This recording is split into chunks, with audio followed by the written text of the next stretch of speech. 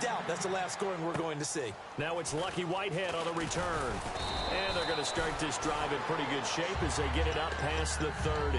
Here comes the 11 on offense back onto the field for Dallas. And Ezekiel Elliott effusively praised his O-line after their Week 10 win, said, bottom line, I'm running behind the best O-line in the league. And he's right. And they invested in this offensive line. Travis Frederick, the center, was a Pro Bowl guy, a first-round pick. Tyron Smith, left tackle, first-round pick.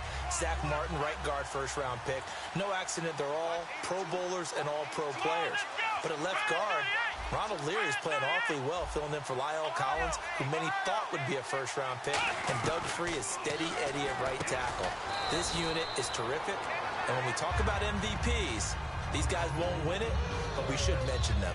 They gave up the completion there.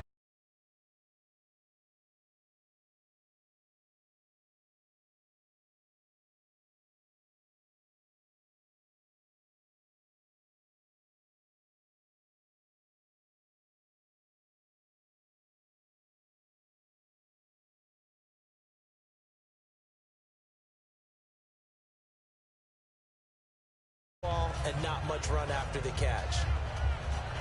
Completed pass play. Now let's see if they go back to the air or to the ground. They'll need to get the play off quickly. Out of the gun. They'll look to throw. Try to get it to Williams, but it's intercepted. A great read, and it's picked off. And he returns it into enemy territory down to the 45-yard line.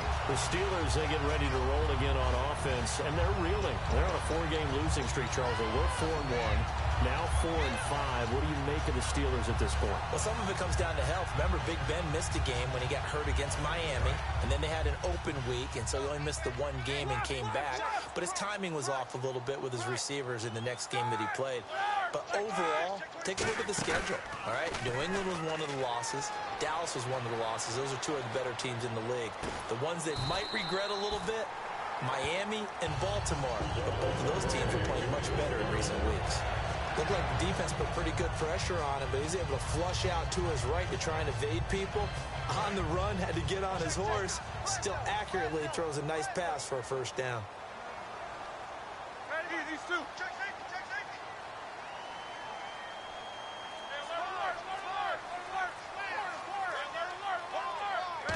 Again, we'll see the pistol here. Now Bell. And he'll get this one down to about the 27. Against the Cowboys, Bell 57 on the ground, 77 through the air, and a touchdown at each department. His versatility is so good and so strong. It's a lesson for running backs everywhere. Yeah, of course you want to carry the ball. That's your number one thing. But the ability to split out, catch passes, hurt a defense that way allows you to pile up numbers to help your team. That one good for 17 yards, and now they've got it first and goal. And now the passing game here in the second quarter starting to heat up a little bit. Don't you feel the rhythm starting to happen, right? You see it now. The confidence is starting to rise.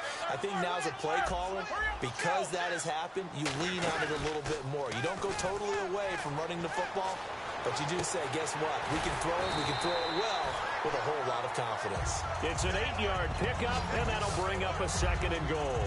So there on that play, offensively, they were in the crossing route. Defense was in zone coverage. So as a former DB, how tough is it to defend that? It's really difficult because your natural inclination is to chase the receiver and maybe leave your zone. So you have to have discipline in order to talk to your other coverage guys and let him know that that receiver's crossing from your zone to the next zone. He's coming your way. Make sure you have him.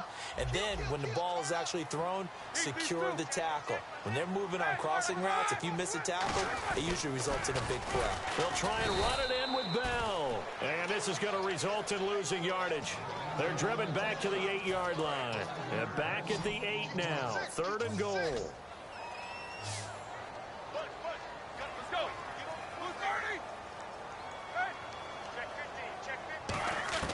On third and goal, Roethlisberger. And he's going to take it in for a Steeler touchdown. Le'Veon Bell, a 7-yard touchdown grab. And the Steelers are going to add on to their lead. Getting your back involved, what's the importance there in the passing game? Well, oftentimes you can create mismatches because who's going to cover? And you get him into space, which is where he likes to operate with the ball in his hands. Oftentimes makes people miss, gets that run after the catch, and off he goes. And into the end zone.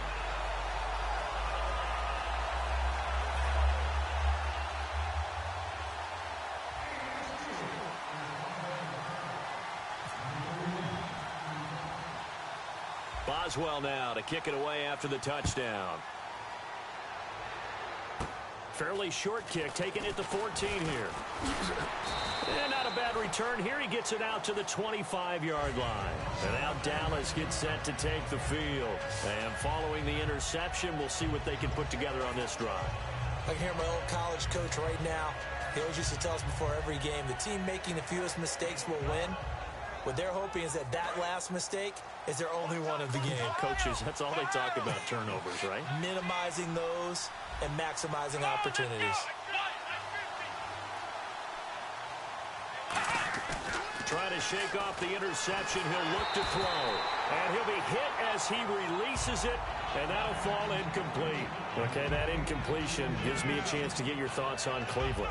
Is there a win on that schedule for the Browns? I think that there is, because I just don't see this team as an 0-16 team. There is talent there. Obviously, Joe Thomas at left tackle and Joe Hayden at corner.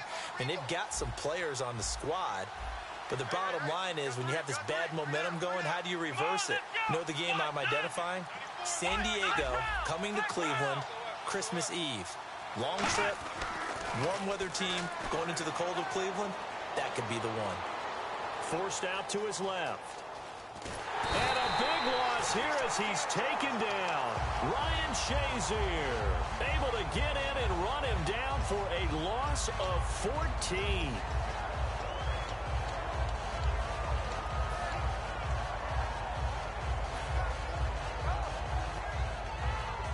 Creeping up on a minute to play in this first half. They come out 5 wide, 3 of them to the right side. Now Prescott steps away to his left. A hit as he throws there, incomplete. Dez Bryant, the intended receiver. Now 4th down. Putting pressure on the guy throwing the football is always good, but when you can couple that with contact on him that leads to an incompletion, as we just saw there, that's winning football. First kick, 47. This one looks good as well. And it's fielded at the 34. A big kick that time, 52 yards. And the Steelers will go on offense here, 1st and 10. Pittsburgh's offense now heading back out onto the field. And they will simply, Charles, be looking to duplicate what they did last drive when they were able to push it in for 6. And they hope it'll be that easy, right? To be able to take exactly what happened before, replicate it. They may have to make a few additional changes along the way because I'm sure the defense will make some adjustments, but they've got to have great confidence. Now a battle for the football. It's caught. It's a touchdown. Antonio Brown with an acrobatic catch. And the Steelers find a way to stretch their lead. I heard a coach talk about those late-in-the-half scores, especially ones that give your team a pretty decent cushion. He said those could be the ones that can finish off a squad if you let them. Yeah, they've got the cushion. This half has been theirs. Boswell now to kick it away after the touchdown. That'll be taken in the end zone. And he's able to get it across the 20, but not by much, as he's marked down at the 21-yard line. The Cowboys offense heading back out and ready to go again. And what do you think goes on here in this situation? If you got the football, you're trailing, you're back in your own territory with just a little time. Do you try something? You're thinking about jump-starting your team, right? You just mentioned they're down. They're trying to get back into the game. But you got to figure if something goes wrong. And now this is intercepted. My goodness. Picked off by Ryan Shazier. And they will take over possession of the football at their 42-yard line. And now out come the Steelers. And with time quickly fading here in the second quarter, not sure how aggressively, offensively they want to play this. I think we'll find out just how much they trust their guys in this situation if they decide to take a shot.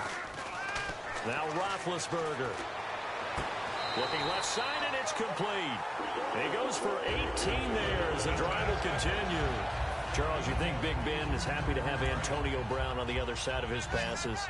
You know he is, but he also expects it.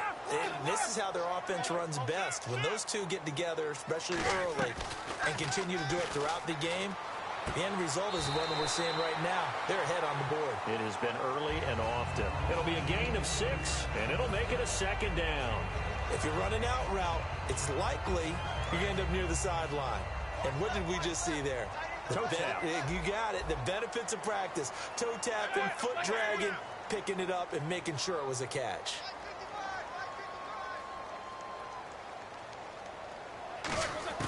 Now Roethlisberger to throw on second down. Out left side here to Bryant. And he's brought down. A nice pickup there of 11 yards, and it'll move the sticks. And now with that completion, he's north of 200 yards here in the first half. And he's going to break our statistician, Marvin, isn't he? Because Marvin right now is just tallying it up. Hope his hand doesn't hurt too much doing this or keeps hitting the calculator. But my goodness, what a start he is off to. By the end of this game, he could have monster numbers. He just wants to continue to be accurate. Both teams appear ready for the fight ahead, and we resume action here in quarter number 3. This is fielded at the goal line. And not a bad return here. He gets it out to the 25-yard line. The Steeler offense now with a football first here to begin the third quarter. They built a good first-half lead. Now they have a chance to add on to it. And what I'm thinking is that the offensive staff spent the entire halftime just working with them on, here's what we think they're going to do to attack us in the second half. Nice first half that we've had, guys, but be prepared for some change-ups. We're going to see them when we kick it off in the second half. See how they handle any adjustments that might be made defensively. It's caught inside the 25. And into the end zone. Touchdown.